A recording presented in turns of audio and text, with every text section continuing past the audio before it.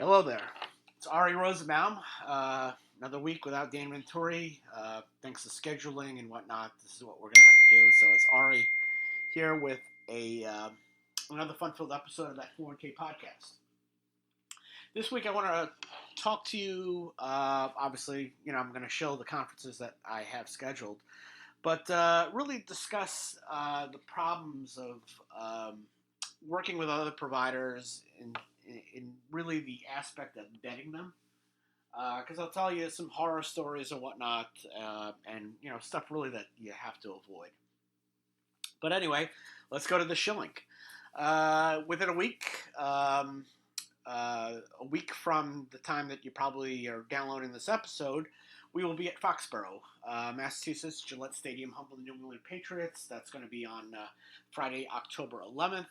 That 401k conference, emanating our very first football-themed event, which we're very, very excited about. And what better way than the Super Bowl champions, the six-time Super Bowl champions, the New England Patriots. We're going to have, of course, a speaker, speakers from quite a few plan providers. We have a guest, Matt Chatham, who's a three-time Super Bowl champion, stadium tour, lunch and whatnot, and just for the advisor, $100 gets you all that. 4 hours of content and how to increase your book of business. And we have some really great presenters. Lyle Himball will be there, Dan Venturi, Kravitz, of course, and some others as well. Lincoln Financial will be there. Matt Fessler from Lincoln Financial, and Alan Valenka from T. Rowe Price will be there as well.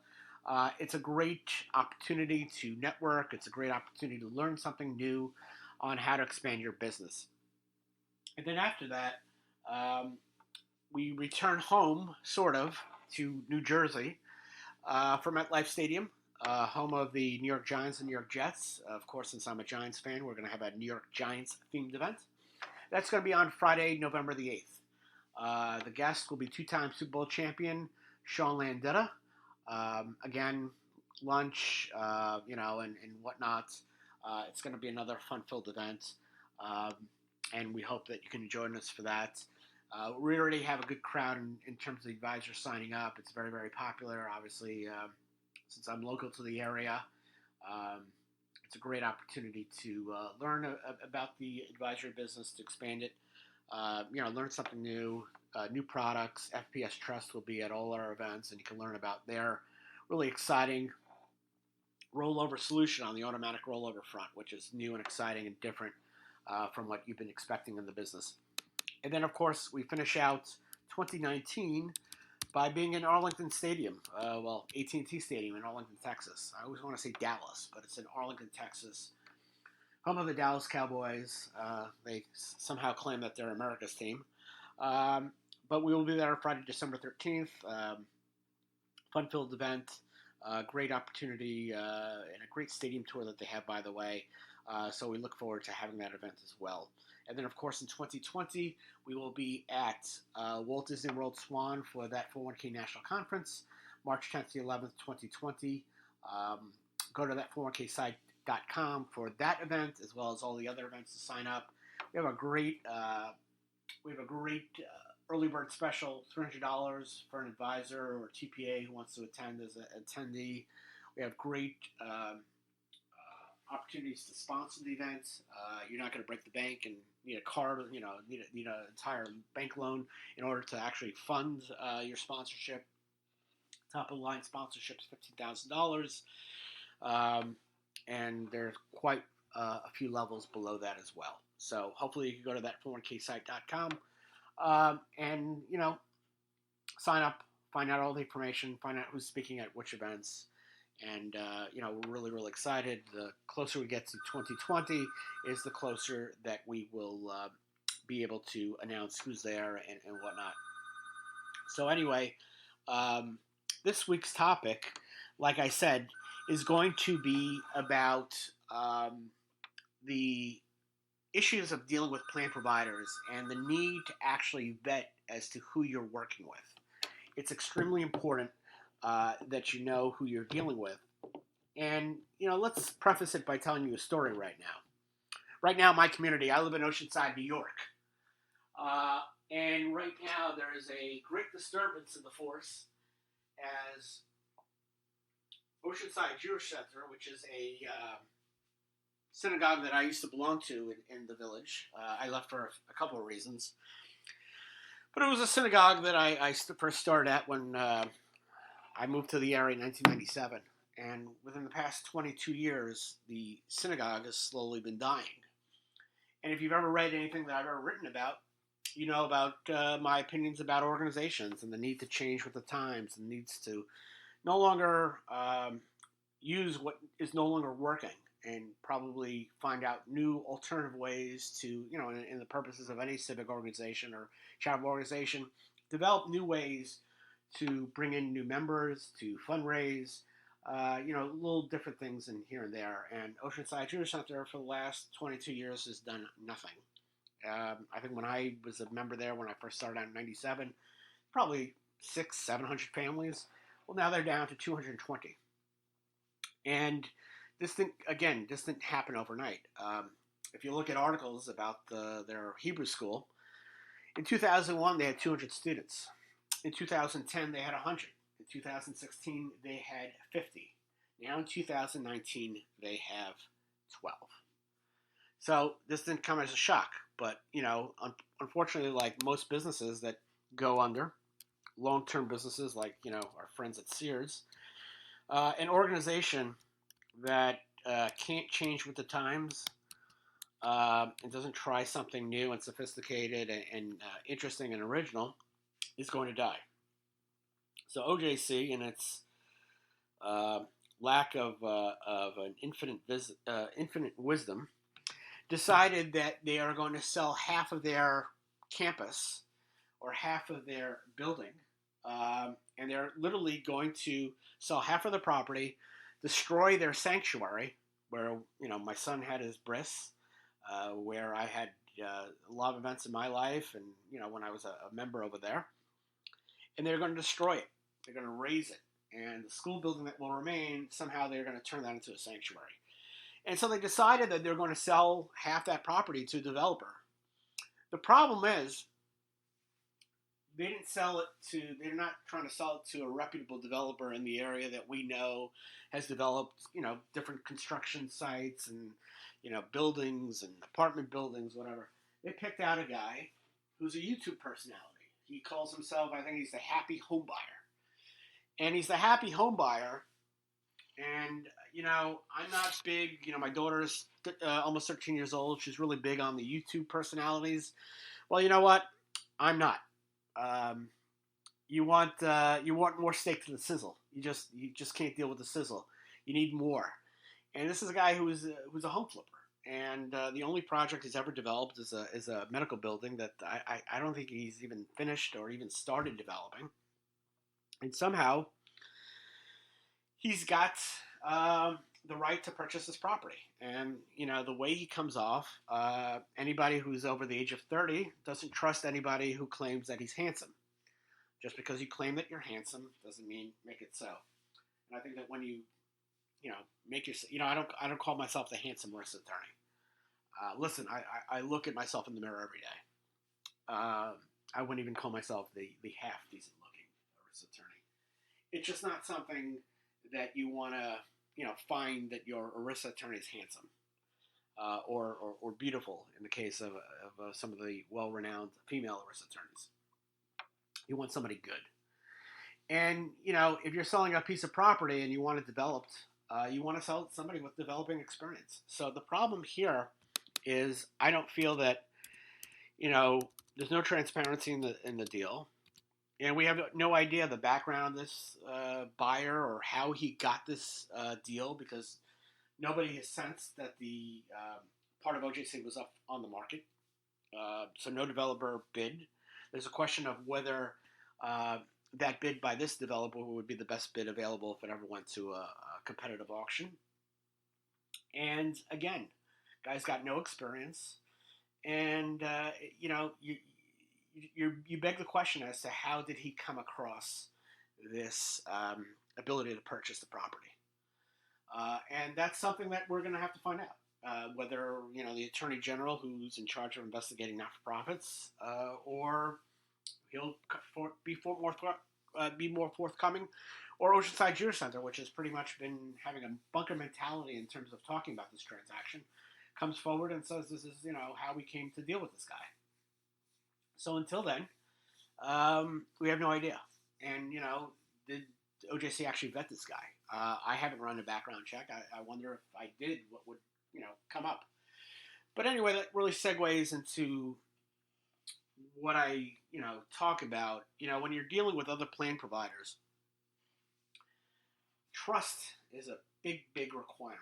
And if you ever read anything I write, one of my biggest pet peeves is when I'm at a networking event, any type of networking event, and some advisor that I've never met before comes up to talk to me, and all of a sudden wants to see if we could collaborate or network or what, see if there are any synergies. And when somebody says to you, we want to explore synergies, they want to look at my clients and see if I could recommend them as an advisor. First of all, most of my clients come from an advisor or from a TPA, and there's an advisor attached to the plan. And second of all, if I ever did come across an opportunity where there was no advisor on the plan, 20 years in this business, I'm not going to recommend somebody I just met. You just don't do that. It's just, so much in this business requires trust and requires time, and relationships require trust and time. Listen, you don't when you meet your future spouse on the first date, you don't decide right then and there that you're going to get married. It takes time, it takes trust in that realm, and the same is with any type of meaningful relationship. If it happens overnight, I don't know how meaningful it is or how long-term it will be. You need to really size each other up. And most importantly, you need to vet each other up. And that goes to, one of the most important lessons that I ever learned, which is the need to vet who you're working with. And that goes to the story of working with Matt Hutcheson, who was a fiduciary. He claimed himself to be a fiduciary expert, and that led him to stealing $3 million from a bunch of multiple employer plans. And, to talk about it, this isn't one of my favorite topics, but the reason I talk about it is because, listen, I don't want to pretend, of what happened and my role in it. But, it was an interesting experience and a learning experience. And I failed myself because I didn't trust my gut. And the story of Matt Hutcheson was, it reminds me of an episode of Star Trek Next Generation. I forget the name of the episode, but anyway, it's like a beaming light that flashes in front of the Enterprise. And all of a sudden, Commander Riker is no longer the second in charge, and a guy by the name of Commander McDuff was now the second in command. And of course, as we learn in the episode, it's that flash of light that puts McDuff on the bridge, but everybody's memory got erased, and they just were led to believe that McDuff was the commander and the second command on the Enterprise. Well, Matt Hutcheson, in the same situation, if you think about it, was Commander McDuff. He's the man who came out of nowhere. And he positioned himself as a fiduciary expert because he was on an episode of PBS Frontline. I mean, that's what's his claim to fame. And I heard about Matt Hutcheson, I think the very first time when somebody told me that Matt was having a fiduciary training symposium in New York City. And this goes back, I think, to 2010 when I first started out on my own. And I was interested probably to attend or to speak. And, I thought that would be a great opportunity to network. So Matt at the time was working with two brothers who were Boise, Idaho advisors. And they were running the event. And I reached out to them. And, they were like, oh, we never had a risk attorney at one of these events or whatever it is. And, of course, they wanted me to attend. They wanted me to pay $1,500. And I said, no, I'm not going to pay $1,500. I thought I'd have the opportunity to speak or whatever it is, and I didn't go. So I think fast forward 2 years, he contacts me, Matt Hutcheson, or actually I contact um, some people that knew Matt Hutcheson, the folks at Brightscope, and Matt Hutcheson reached out to me and said that he's working on some certain situations, and he wants me to replace him as a fiduciary for one of his multiple employer plans, and also work with him on the legal aspects as a risk attorney on some other matters. I'm not going to talk about these other matters because even though whatever happened, we never did work on any attorney-client matters. The problem is that I didn't see the setup. So anyway, I was replacing Matt Hutcheson on one of these MEPs. There were other MEPs as well. And Matt was telling me a story how, 2012 is a presidential election coming up.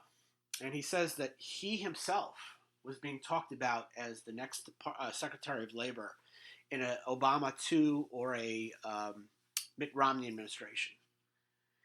Quite honestly, when I heard him say that, I just wanted to break out laughing. Like, nobody's been talking about that. And when he said that,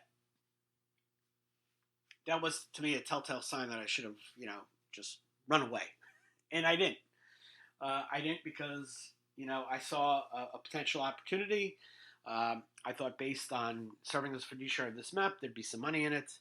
And then, of course, being his risk attorney would be something obviously enticing. So I didn't trust my gut that the guy was really full of it.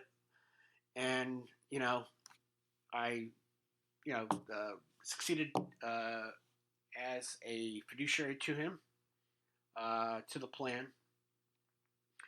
And, the way he talked, listen, I think there was a lot of arrogance to him. He made himself out to be this great, great expert. I remember he wanted all of us to meet him on the fly, to go and meet him in Chicago, to talk to him. And, based on the lack of payments, lack of money that I made on it, within a couple weeks of the plan and whatever relationship, I decided that isn't what I was going to do. I was going to fly to Chicago unless I was being paid to go to Chicago, whatever it is. But anyway, Matt wrote a press release that I signed off on, replacing Matt as the fiduciary for one of his 3 MEPs. And I think everything is fine. And then Matt tells me that he's having a problem with these brothers from Boise, Idaho, and that I shouldn't really bother talking to them because, they're just going to disparage Matt and just, don't listen. It's got nothing to do with the plan. I'm like, okay, whatever it is. One of the brothers does call me, and I said, if you're going to disparage Matt, I don't need to hear it. Whatever your problems are, that's between you and him. I think Matt had not paid him for the plan or for work on some of the plans, whatever it is. I'm like, I don't want to get involved. So I don't. So anyway, I hear from an attorney, well, 2 attorneys in particular, from a dentist in North Carolina, who says that Matt Hutcheson moved assets from one plan to another, and he was going to move those plan assets to the plan that I was running. And Matt was giving stories and cock and bull stories on, what was going on. And I really had a tough time believing that. And I'm like, well, what, the money didn't come to my plan. What's this got to do with me? And I'm just like not in the position to go, snooping around. I brought it to Matt's attention, and Matt, was emphatic that the money was invested and there were some issues. And, the attorneys for this dentist were like, well, you have to go talk to the Department of Labor, because if you don't talk to the Department of Labor, we think that, you're involved in this. And I said, listen, your dispute is with Matt. Whatever transaction you're talking about happened 9 months before I even arrived here. And right now I don't have any resources to go after him for assets that never went into my plan. So anyway, Matt was very, very evasive, Matt was saying, I talked to the Department of Labor in Washington. They're on it. Drop it. Don't bother. I'm going to deal with it myself. And the story won't go away because thanks to this dentist popping up, there are other other adopting employers who raise the same issues that they do about Matt and the money. And it was, not something I could ignore. And I'm like, Matt, you have to come clean. Where's the money? They want to know. And you're making a worse situation by not being transparent. So, I really didn't know what to expect. I was working with some other people on the plan, another advisor in Pittsburgh, and then another fiduciary. And I was getting, really antsy about this because it just didn't seem right. When I put away money into an escrow account, the money's in the escrow account. Somebody just gave me a check for $30,000 to pay some fees. I put it in the escrow account. Tomorrow, if they want to see it, I have it. If I give them a cock and bull story, then they have cause to worry about. So the problem with Matt Hutcheson, where I knew that something was wrong, is when he said, I will talk to the person, I will put on the phone the person that has the money, the assets. He has it in a illiquid asset, and you'll talk to him on the phone. And right then and there, I knew that something was up. When somebody says to you, I want to put so-and-so, I want to put this person on the phone, doesn't name them. Already the Brooklyn in me suggests that whoever he was going to get on the phone was a phony. And then at that point, I decided to talk to the Department of Labor because, listen, as a fiduciary for a plan, I can't be seen as working with somebody who might have stolen plan assets from not my plan, but other plans. So I was more than forthcoming with the Department of Labor, told them everything I knew. Of course, Bloomberg and some of the other newspapers were investigating, and I, of course, cooperated with those articles. And, of course, it's a little bit embarrassing when you have this press release that I didn't write, that Matt Hutcheson wrote, saying all these nice things about Matt. And when he's accused of being a thief, it's bad because it's thrown back in your face that you made a mistake by saying nice things about somebody who ended up stealing millions and millions of dollars. And the problem here was, I had Matt removed from the plan that I was working with at all. And the story slowly was dying down, but the Department of Labor was investigating it. And eventually, Matt Hutcheson fought these charges. He is now still serving a 17-year sentence. And if you Google Matt Hutcheson, you will see that he's trying to say that he's been framed. But the truth is he stole $3 million from a bunch of MEPs. And, he did it because he wanted to be a big shot in Idaho to take over some ski resort that went under. And he thought that the easiest way he can do that is to plunder plan assets for that. And then, as the story goes, he was investigated, and he also used plan assets for purchases, a house and some other materials and whatnot. So the point here is that, when you're working with any type of provider with TPA, listen, I know the Vantage Benefits story. How many, I think if you would have Googled Jeff Ritchie and Vantage Benefits, or Jeff Ritchie by himself, you would have discovered he had problems with the SEC before he started Vantage Benefits.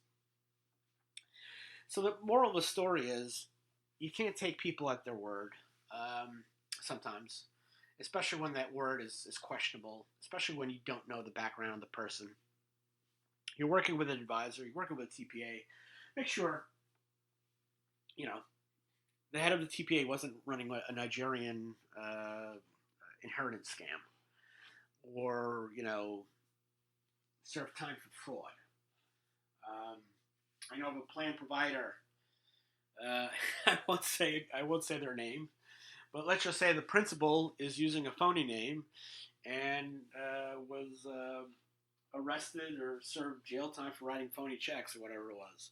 It does happen. And when you're dealing with millions and millions of dollars of retirement plan assets, you just can't take people's word for it as to who they are. You're working with a broker, run a broker check on them. You're working with TPA, Google them on Google. Maybe something will turn out. Because it's really, really important. You just, as a plan provider, listen, when I was working that Matt Hutcheson situation, I really thought that had I waited another week, my career could have been over. Just because I would have been impugned, my reputation was impugned because I worked with Matt Hutcheson, and might have been perceived as trying to cover up for what he did. And one of the funniest things is right after the story broke, I was talking about on LinkedIn, and the two brothers from Idaho,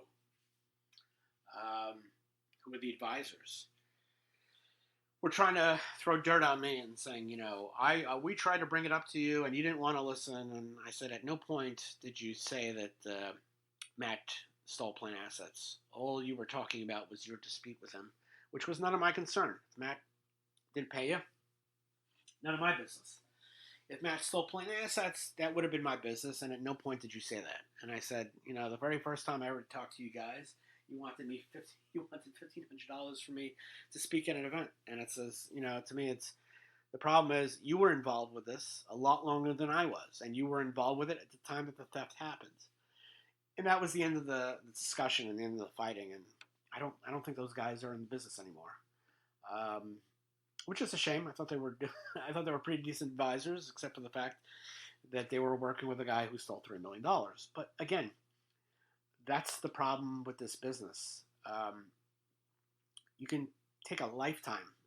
You can take a lifetime to build a reputation. But something like this, had I been involved with Matt Hutcheson, 8 or 9 months earlier, I think my career would have been over. Just because of the stench of working with somebody who just stole money with no care in the world and hiding it.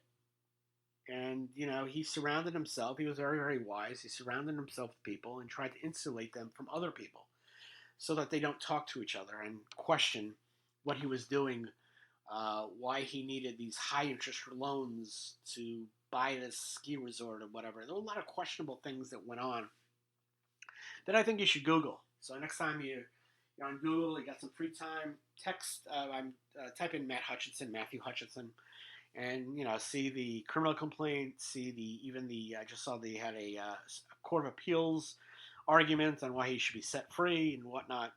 It's a real good story and a real good lesson for all of us, because what could have happened to me could happen to you. So I hope you enjoy this story down memory lane. And of course, like I said, next episode, Dan will be back. And check that401ksite.com for more information about that 401k conference and that 401k national conference. Take care.